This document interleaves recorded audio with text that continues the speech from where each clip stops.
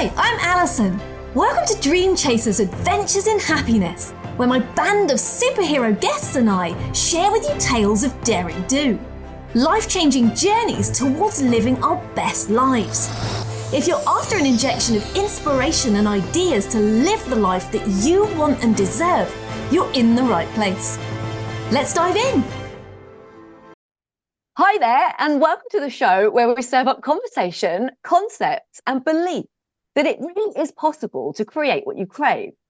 If there's something stopping you from pursuing happiness, whatever that looks like to you from a career or lifestyle point of view, the stories and insights covered here are designed to help.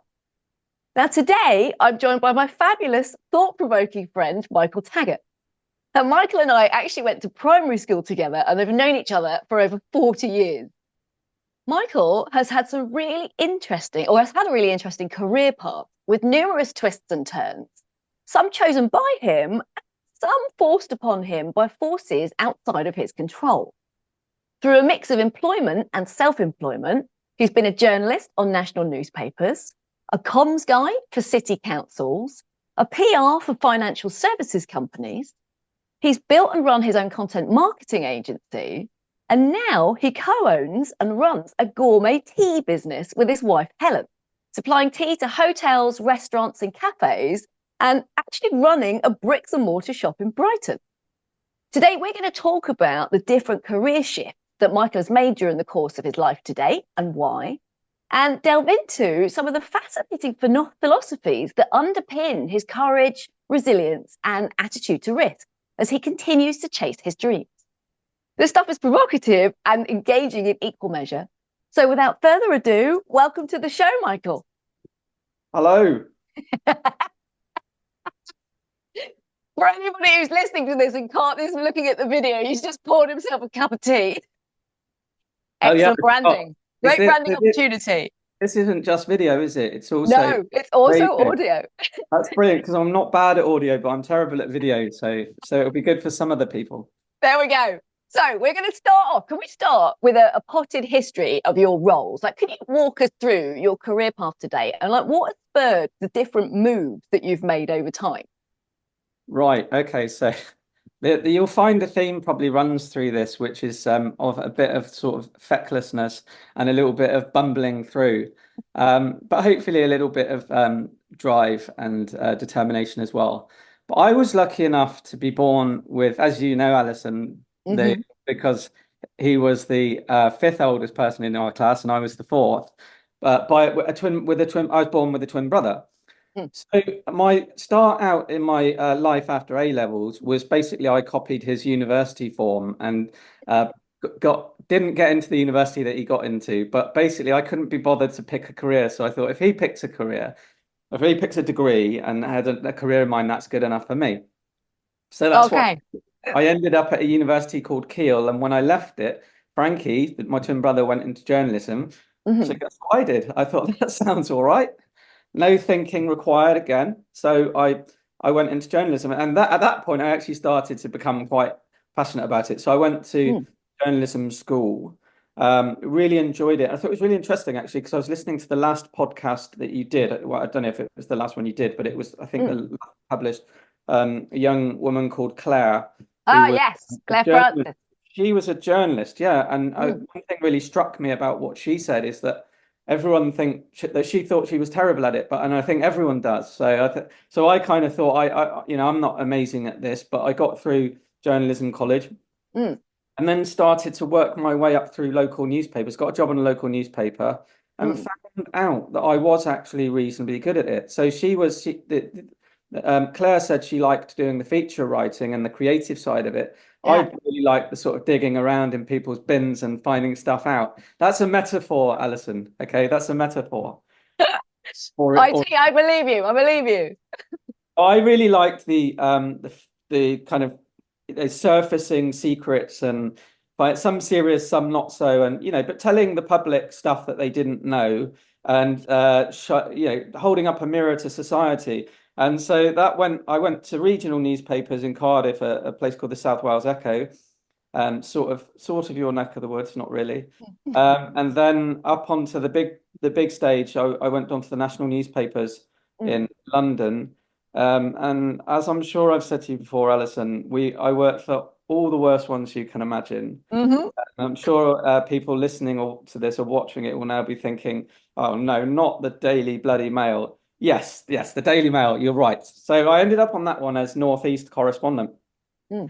And this is where I thought I'd started to question my choices, because I was kind of suddenly in this quite serious role on quite a high profile newspaper. And I Mm. still hadn't really got used to the idea that I was only in the career because I'd copied some forms off my brother. And I liked Newcastle, the city, which is where I was based, but I just didn't really like the rush of the experience. So the Mm. way that it happened was I was doing a late shift in London as a sort of a jobbing news reporter, a contracted news reporter on the paper. I was doing a shift at 3 in the morning. And I got called into the office of the news editor, who wasn't normally there at that time. And he said, Michael, you've done really well and we're going to reward you. We want you to go up to Newcastle to be the Northeast correspondent. And I was like, that's brilliant. Next weekend I'll see about flights and stuff. They'll probably let me fly. I'll get a removals van, and I'll start looking at flats. And I said, so when do you want me to go up? Like in a couple of months? And he said, no, I want you to start tomorrow morning at Oh my 9 God. o'clock. And this was at 3. So I went back home. I was living in South London, in the sort of tip a journalist lives in, packed a bag, pretty much got a taxi to Gatwick Airport, and then got on a plane. And I was at work in a hotel room in Newcastle the next morning. And some idiot Wow. went and got murdered. So it was quite a busy day. Oh my God. But I didn't really settle down. And the reason for that is because, do stop me if this is too much detail, but I didn't settle down because there's probably a theme here for anyone who's interested in going to a new place. But the people who were there, a new place for work, but the people who were there for papers like the Mirror and the Daily Express and the Sun and all the other terrible newspapers, they've been born there, and most of them were older than me anyway, and they've been born there, and they've grown up knowing the local chief constable and the judges and all that sort of thing. So I found it quite Mm. hard to compete, even though they were very helpful to me. That the thing about newspapers being bitter rivals is a complete myth. But so I kind of just fell out of love with it a little bit. And the other thing was, I was working with the most severe, brutal news desk team probably in the history of the Daily Mail newspaper, which is probably bad all the time. But I was working for a legendarily terrible one. So I would Right. get called up by, I'm not going to name any names, don't worry. I know that you don't have libel insurance, Alison. I certainly don't. But I was working with news editors, a couple, they'd ring me up on a sort of a Thursday morning at 6 o'clock, and I had to have my phone by the bed, and I'd be like, oh, what's going on? And they would literally say, you are a, I'm just going to put my hand over my mouth, you are a, Mm. and I'd say, you what? What did you call me? And they'd say, what's this on the Daily Express? And it'd be a story that I hadn't seen or anticipated and didn't have any chance of getting. But Mm. they were very annoyed that I hadn't seen it. So, and I got a little bit tired of that, the Not brutal surprised. atmosphere, the Mm. speed of everything. And so then I kind of switched over into local government PR, Mm. out of the frying pan into the fire, because I went to work for Westminster City Council, which is the busiest in the country, if not the world.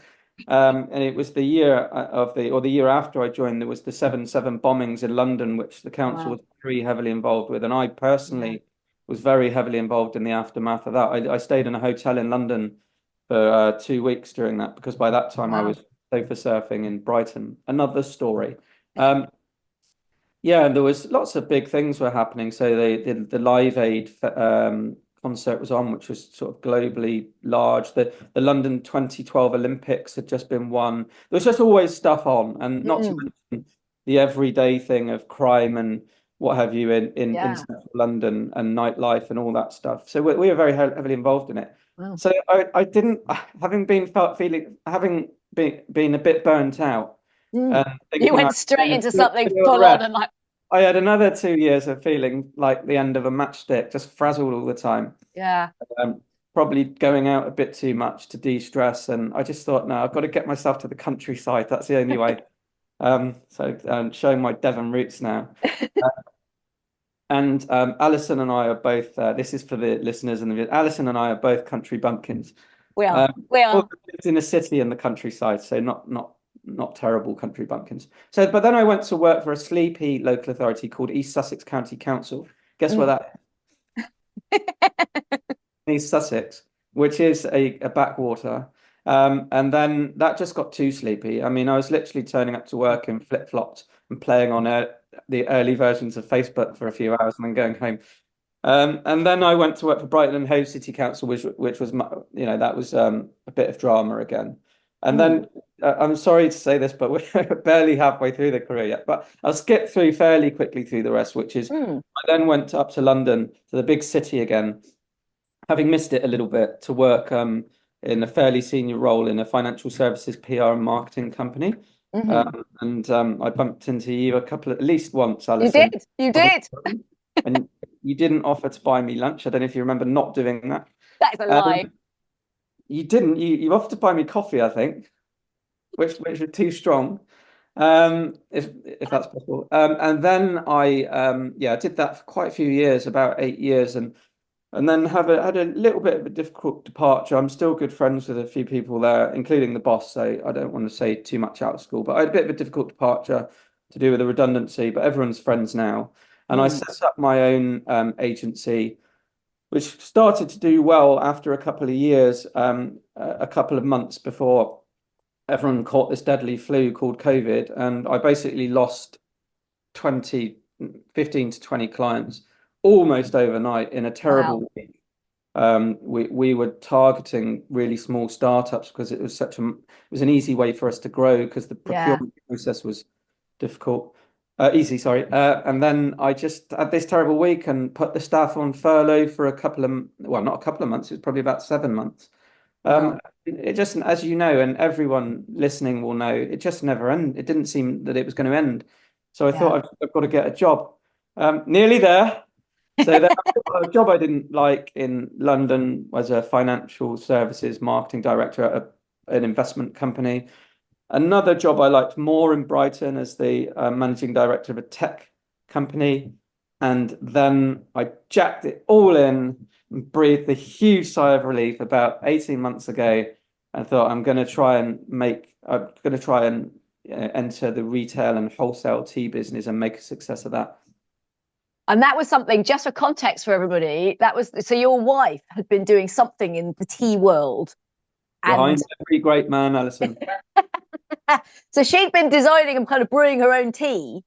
Yes. For some time. Oh, don't worry, I won't give you as much detail on her career as I just did myself. But suffice to say, she started out in PT, then ran a reasonably successful tea cafe, a cafe specializing in tea for a year called sorry, not a year, nearly 10 years.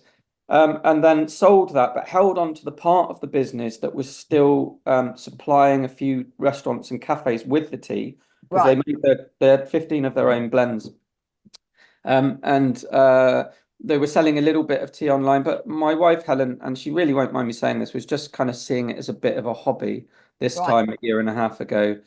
Not really, just kind of making enough to cover the online Shopify monthly fee and the website monthly fee and stuff like that, but not really much more, to be honest. But I looked at the company coincidentally just at the time I was getting itchy feet again.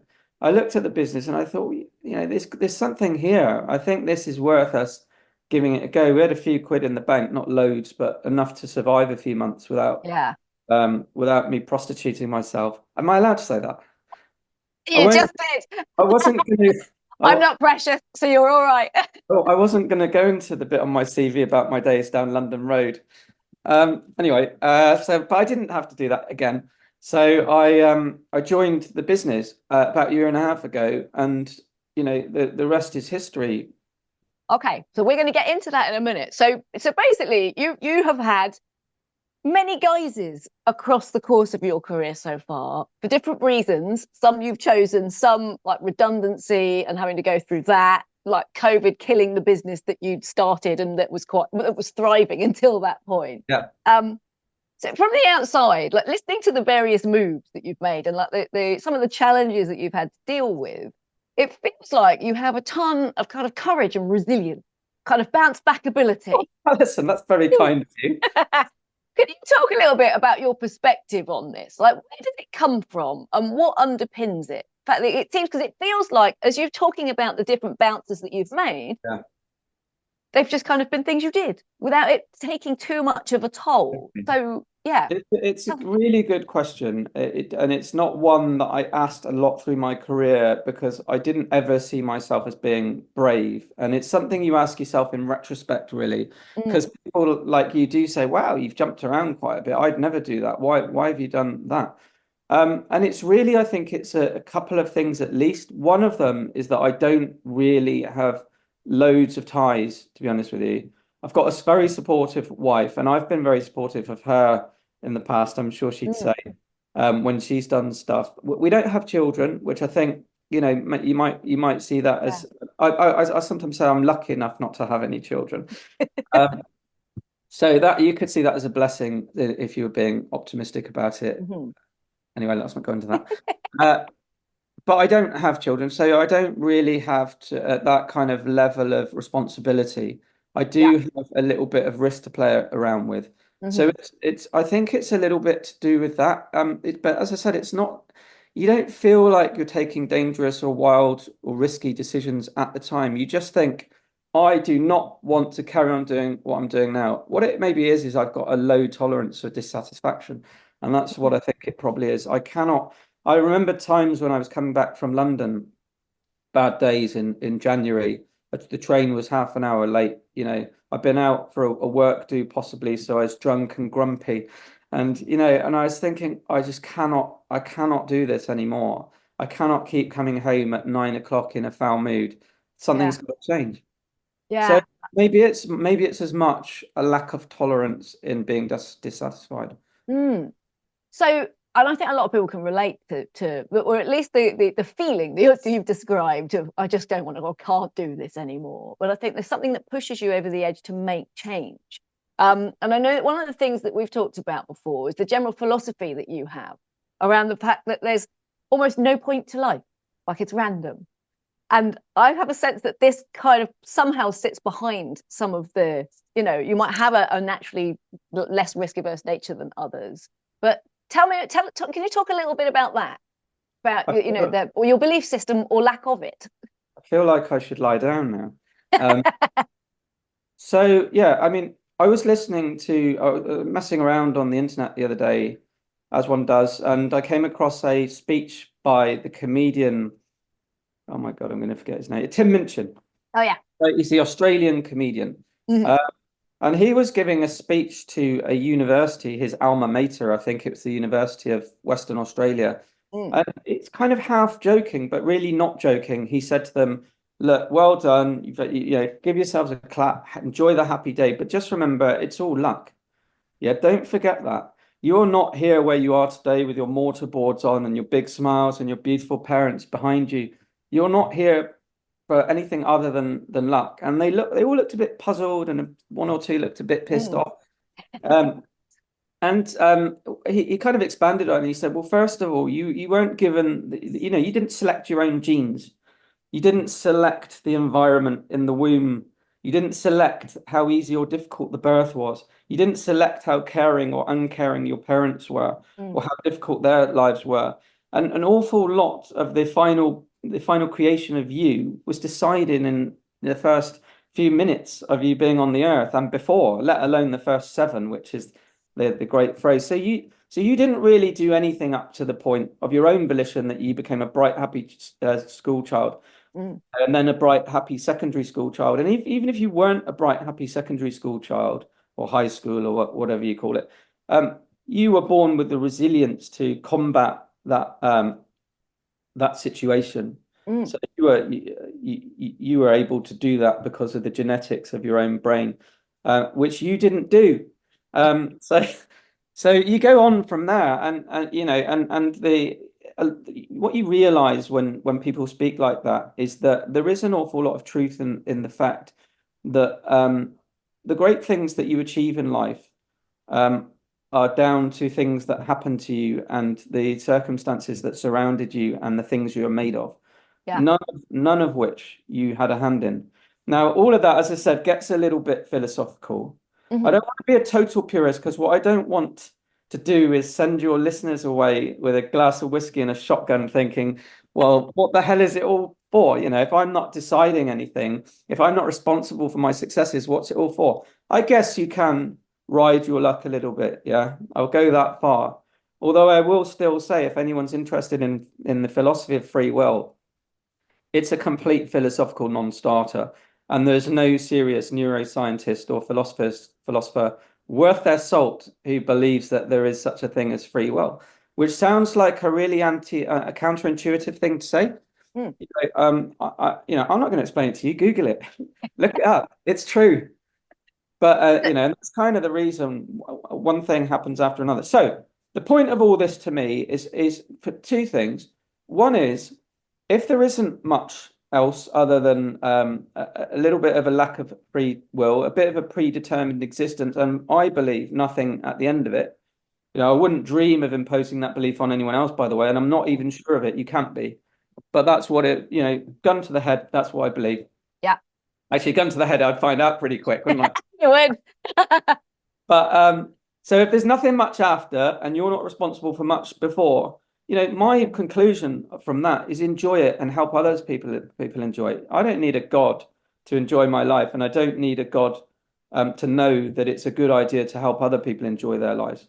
So that's a bit of the philosophy behind it all. But also realize the other thing it tells me is that if you see a guy or a woman jumping onto LinkedIn telling you these are the 7 reasons why I made it and you didn't, you know, I feel like shaking them and saying, have you not considered for one moment there might be quite a lot of luck in what put you where you are? Oh no, because I had this illness last year and it was my pure determination that got me through it. No, it wasn't. You were lucky enough to get good healthcare. You were lucky enough to be the sort of person that could get through that and not succumb to it. So you had a little bit of luck. And on the other side of that, Alison, is to the man or woman or even young person who's not done very well in life, it's not your fault. Not necessarily your fault. A lot of it is because of the bad things that have happened to you, or the bad luck you're having at the moment, or had last week, last month, last year, last decade, your whole life. You know, so give yourself a break. Yeah. And let's all enjoy ourselves. All right. Calm down, everyone. Just relax. I want to break these two things down, right? Because it's really interesting. It's fascinating to me. So let's take the idea of luck first, right? Because because both of these things obviously spur your lens on the world and yourself and the opportunities that you step into or not, and the kind of almost devil may care, I'm going to have a go because why not? You know, and with on the luck side of things, what's, you know, from my own perspective, what I think is interesting is and I remember this, my thoughts on this come from a program I watched years ago that Derren Brown did, where I don't know if you ever saw it, but it was he set up this experiment with a local town, I think it was in Yorkshire, all around. He wanted to prove that there was no such thing as luck, right? And so he sent Dorno Porter up there to pretend to be doing some kind of program on a myth that was around a statue in the local park of this dog. And they set off this rumor that if you rubbed the dog, it brought you luck. Right, so there's this lucky dog is in the park, and they were secretly filming as they spread this rumor around the town. People were going and surreptitiously kind of rubbing the dog and thinking that it brought them luck. And then they were going around interviewing people from the town about whether they believed they were lucky or not. And there was this one chap. Hey, it rings a bell. It rings a bell, yeah, right. Yeah. And there was this one guy who was a local butcher in the town, and he believed himself to be a very unlucky person. Like nothing good ever happened to him. Things were always really tough, you know, and he'd had tough experiences. And so they decided, as an experiment, without him knowing, that they would test his approach and his idea about how lucky he was. So they set up 3 lucky opportunities. So the first thing they did was mock up a scratch card and got the postman to post it through his letterbox with his post. And they were secretly filming as he opens up his post and he gets this scratch card and he just kind of goes and throws it in the bin without scratching it. And if he'd scratched it, he would have won a home cinema unit. I thought you said he was from Yorkshire, Alison, not from France. You just went, That would be Brittany, not Yorkshire. But sorry, everyone. I'm terrible at accents. Right. So then the second thing they did was they set up a market researcher in the town, in the square where his butcher shop was. And as it came out, the researcher was to stop him and to try and get him to answer 3 questions for the chance to win a holiday. So he then bluffs this person off and is like, "Oh, I'm just on my way somewhere. I'll do it when I come back." And then they filmed as he came back, and he circumnavigated very deliberately the researcher to kind of go in the back door of his shop to avoid having to have the conversation, right? And if he had had it, the 3 questions were on cuts of meat, which he clearly would have known the answer to, and he would have won the holiday. So then they're like, let's make it more obvious. So they planted a £50 note on the pavement outside his shop on his route home, and he just walked straight past it. And the whole Could have gone to Spectators. the whole purpose of this experiment, what I loved about it, when Derren Brown's whole point was, there's no such thing as luck. It's about how open you are to opportunity. And this really appealed to me, because it was like, if you are open to the chances that come your way and you step into them in whatever guise, whether it works or not, you're much more likely to get better outcomes. And so that's the kind of thing I subscribe to, and I genuinely believe. I mean, I don't take away from the fact that anybody who's had really tough backgrounds or hasn't had a lucky start in life, this stuff becomes much more difficult in terms of mindset. Yeah. Absolutely. But it's you know, it's interesting how our philosophies are different, but kind of that spurs me on. Like from a belief system or philosophy point of view, it's like, whatever it is I'm doing, I've always got that in the back of my head. And so in the same way that you're thinking, well, it's just luck, so I'm just going to have a go, I'm thinking, well, it's actually how much I look for the opportunity and how much I step into it, so I'm going to have a go. Okay. So it doesn't really matter what the belief system is. It's the same end goal. As you're talking there's a few things that pop into my head. I'm making mental notes of. Some of them not very serious and some of them quite serious. The first one was that it sounds like a shaggy dog tale because it was literally about shaggy dogs. That's how my puerile mind works. The second thing is that I disagree entirely that there isn't such a thing as luck, because luck by another name is quantum physics, and quantum physics tells you that there are random acts, completely random acts, so we don't live in a Newtonian universe where it's just a snooker table and there was the Big Bang at the start and the balls scattered and there was a predetermined route for every ball in every collision.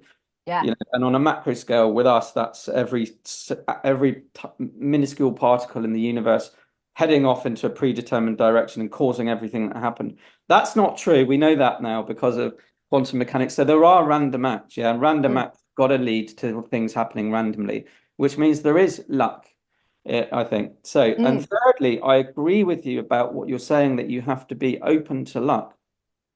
But isn't it lucky that you had that thought process? Yeah, may have been brought on by Derren Brown, or may have been the seeds of it may have happened before. And isn't it also lucky that when you're open to luck, because of the luck that you've had being of that mind, that the lucky things happen as well? So I don't know. You can regress and regress and regress with this argument, and you can end up sounding terribly boring at bars and on podcasts. So you can go on forever with it, but I think from a practical point of view, I agree with you completely. I think that, and what I think that means practically is that when seemingly bad things happen, try and look for the positives in them. It sounds like a dreadful cliche, but it's another cliche. All cliches are true. Yeah, it's actually becoming a cliche to say it's a cliche. So you can regress with that as well.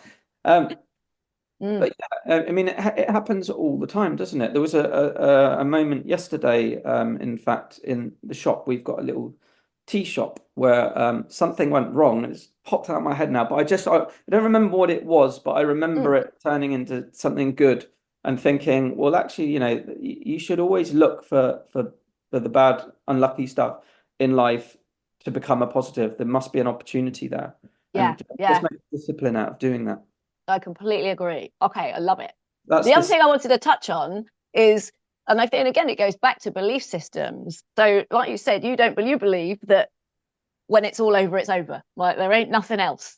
There's effectively, there's no God. The life, you get to the end of your life and you're done, and therefore, I say that with a low confidence, Alison. I don't think there's no God, because I think that you'd be an idiot to think that. It might be that even our concept of time as a lateral thing that goes from one place to another might only be through the lens of human perception. And so that when we're in the grave and what have you, and we're not here anymore, that we're outside of that perception, and that in fact our life is a pinprick, not a line, you know, and that we're floating somewhere around it, floating around that life or floating around others. I'm perfectly open to all of these things. But what I definitely don't believe, sorry if I'm going off on a tangent here. No, go for it. This is getting a bit religious now, but what I don't believe is in the Iron Age ideas of a bloke with a beard up there sitting on a cloud being misogynistic and telling people what to do and making you feel bad and making you bend over on your knees all the time. So don't worry, I wasn't going to say what happened at my Christian brother school. I was going to say praying all the time. Yeah. Okay, that makes total sense. That makes and you know, and again, I think for anybody who's got whatever belief system people have got, you know, whether it's religious and you know goes down that route, or you know, I'm very spiritual personally, and like I'm not religious at all. Sorry, Dad, we had a very Catholic upbringing, and so we both did, yeah.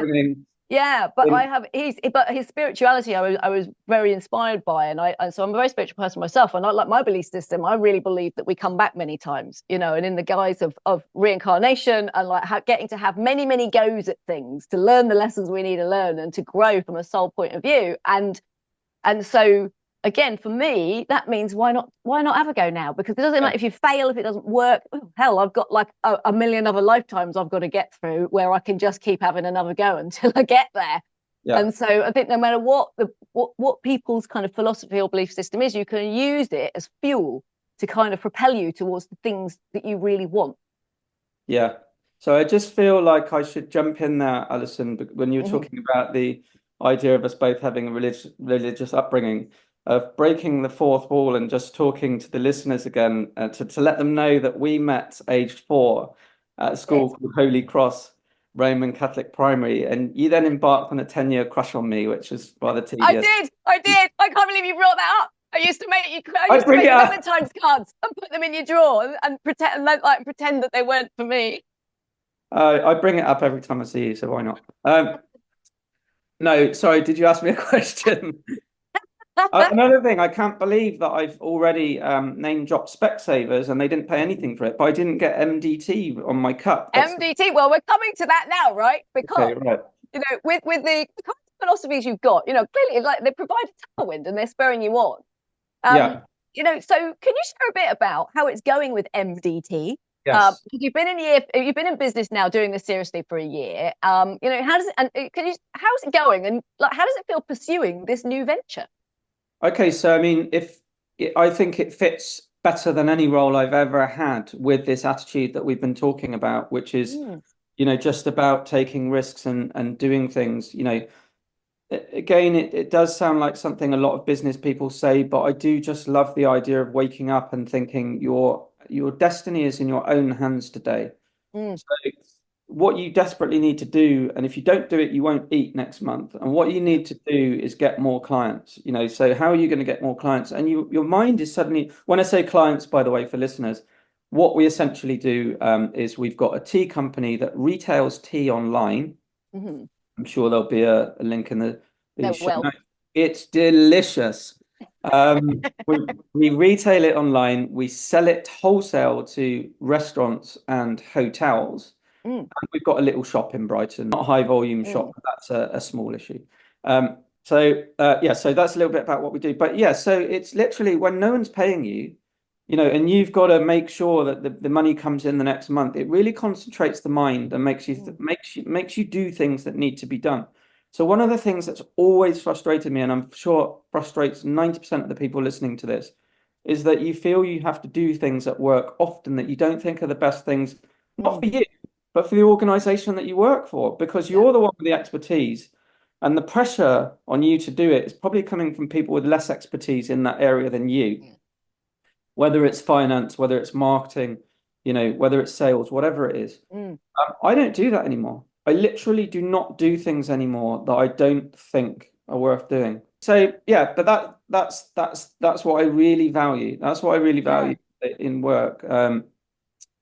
That's the main thing. I think. And how is it going? Like, so a year in, so you basically pretty much you were taking up a hobby business, as you said, Helen would be, would be happy with you calling it, and trying to turn it into something substantial that's paying you enough money to survive and hopefully thrive. So after a year. In numbers, when I joined the business, it was just over a year ago. It's in April of last year, so just over a year ago. We were doing practically nothing in terms of turnover, just enough to pay the things that we were paying out, but very low because we weren't spending much money either. We didn't really have many clients. We were selling kind of 6 pouches of tea online a week, but if that, probably not even that. Maybe 6 or 7 reasonable, okay-ish local businesses were taking tea off us, but not much and not often. So in a year, and I don't, by the way, say I came in and did this. It was me and Helen both had a renewed vigor. We've gone up to about 40 clients, and a lot of them are hotels. A few of them are spending, over £1,000 on tea a month, which might not sound like a lot of money to you guys out there, because it is a micro business, but it's growing time. So we've gone from when I started at the business, we basically poured our life savings into it. This is a year ago. Not our life savings, but near enough. It was over 20 grand, put it that way. And we're a good way through paying ourselves that back out of the business now, and Brilliant. We're both on payroll. So again, it's not a large amount of money. But we are paying ourselves, which gives the whole idea some sustainability. The idea doesn't have sustainability until you can pay yourself, because that there's going to come a day where you can't pay the mortgage anymore. I now know that unless things take a dip, I can pay the mortgage indefinitely. So I need to get on to the next level now, which is be able to afford the holidays, and then onto the next level, be able to put some money aside, then onto the next level, be able to pay the people in the business a dividend, including ourselves. We're approaching that. That's amazing. It's amazing, to go in a year, because a year is no time whatsoever. And I remember when I first started, and I share a lot of this with my clients, I remember I spoke to another coach who had set up 3 different coaching businesses in 3 different countries, like very smart woman over the course of time. And she said to me, it takes a minimum of 2 to 3 years to build a business, and that might not be like an all singing or dancing business, but a business that is surviving, it's bringing in some money, and it's doing like the basics. And so, to be at the position you're in after a year, given you started pretty much from scratch, is pretty phenomenal. Yeah. And it's just, everything has been fun though. It's like everyone hates Zoom calls. I don't do Zoom calls that I don't like anymore. The reason I've got a Zoom call is because I've asked for one normally. Someone who's got this amazing way of outsourcing sales to South Africa, so then I'll want to talk to them about it, and I'll steal or borrow 20 minutes of their time. I honestly don't do much that I don't enjoy now. I even love coming into our little shop in the morning at 10 o'clock, putting the kettle on, sitting down with a laptop, drinking a cup of our delicious tea, and then just looking what's ahead for the day, and looking forward to it with relish. Even if it's packing, we do our own packing at the moment, because we haven't outsourced our fulfillment yet. We're close to that, hopefully. But even if I've got a huge amount of orders to fulfill while minding the shop, you're doing it. You're doing it for yourself and no one else. Which sounds selfish, but it's also very fulfilling. It's something, I don't know if there's some ridiculous notion of masculinity in that there's just something innately satisfying for a man about, I don't believe this, by the way, but going out and hunting and eating their own kill. But there's definitely something seriously fulfilling about earning your own money. And doing it in the way you want, that works for you, that like you said, you get to make the choices, and you don't have to do anything you don't actually like or want to do, which is the holy grail, I think, for most people when they're thinking about or dreaming about making change or doing something that they actually want to get out of bed for in the morning. And here's one. I mean, everything's changed, Alice. Everything I used to hate, I love, and everything I used to love, I now can't be bothered with. And another example of that is networking. So I used to dread networking, and I wrote a little story about this for a digital magazine recently. And I used to get dragged along to networking dues, inevitably with a boss who was quite experienced at networking. They'd be working the floor, and I'd be conscious that they're probably looking at me doing a really bad job of it on the other side of the room. So I'd be kind of really self-conscious, and I'd be like, when I had like just a normal conversation with someone from another business, I'd be like, thank God, right, I've got one under the belt. But I wouldn't be, I'd be kind of trying to, just trying to tick the box of doing it the whole time. Whereas now I'm like, right, who can I talk to that might be a good person to know? Not a person that I can get something off immediately, but who I can build a relationship with. Yeah. And so I kind of realize I'm a neo-evangelist and in the church of networking now. I think that's amazing. Well, I just think that's a fabulous way to end, because you can feel the energy and you can feel like the joy in you doing this after many iterations of things. So listen, it's been fabulous having you on the show, and thanks so much for coming on and sharing your journey and your thought-provoking perspectives. Really fascinating. If anyone is interested in buying some very high quality, delicious tea, and I can attest to the fact that it's brilliant. I've bought and drunk several different ones myself. Where can they get hold of some? They can go to mdtshop.co.uk. They can get the tea there. And if they want to follow us on any social, we're on them all. We're on Instagram, we're on Twitter, I think we're even on TikTok, YouTube, all of that. It's always just MDT Shop. I will include all the details in the show notes so that people can find it. So brilliant. Thank you. There's only one thing left for us to do, Alison. What's that? You need to invite me back in a few months so I can tell you what it was like to become a millionaire. You're on, right? You're on. You get to come back when you hit the 1 million mark. Right. See you in a couple of months. Oh, so listen, that's it for this episode. For listeners, thanks so much for joining us. And I really hope it's provided some thought-provoking ideas and inspiration to really grab the gauntlet and go after what you really dream of. If you know of anyone who would benefit from listening to this conversation and Michael's career story and really fascinating insights, please do share this episode. And until next time, just know I believe in you and your ability to create the change you really want. So go do your thing. Thank you for listening today. I hope our time together has got you thinking about your own adventure in happiness. So please do get in touch. I'd love to hear more about your story. And why not join our Dream Chasers Unite community? There is nothing better than an adventure shared. Until next time, be brave and go create what you crave.